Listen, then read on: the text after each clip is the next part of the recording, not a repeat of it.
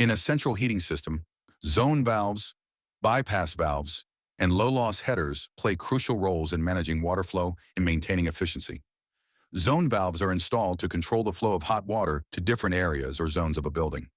This allows for precise temperature control in each zone, ensuring comfort and energy efficiency by heating only the areas that need it. Bypass valves are essential for maintaining system pressure.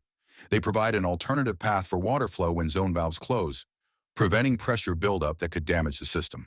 This ensures a stable operation by allowing excess water to circulate back to the boiler or another part of the system.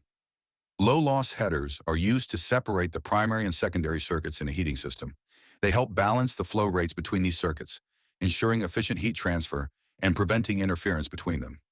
This separation allows the boiler to operate independently of the heating circuits, optimizing performance and reducing wear on the system.